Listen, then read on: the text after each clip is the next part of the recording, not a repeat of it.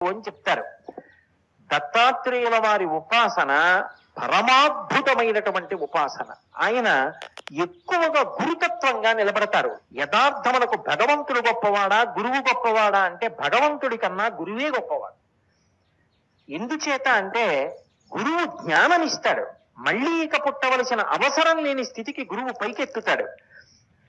అంటే దాని ఉద్దేశం గురువు కోర్కెలు తీర్చలేడు అని కాదు. కోర్కెల కన్నా చాలా గొప్ప విషయం ఏమిటి అంటే జ్ఞానం ఇవ్వడం. దానికి అడగక్కర్లేదు, సిద్ధంగా ఉంటాడు ఆయన. అలా కూర్చునేటటువంటి గురువు దగ్గర జ్ఞానాన్ని పొందడం అన్నిటికన్నా గొప్ప విశేషం. మహానుభావుడైనటువంటి దత్తాత్రేయ స్వామి వారు గురుస్వరూపంలో కూర్చుని ఉంటారు. అందుకే ఆయన జ్ఞానప్రదాత. మిగిలినటువంటి అవతారాలకి దత్తాత్రేయ స్వామి వారి అవతారానికి ఒక గొప్ప భేదం కనపడుతుంది.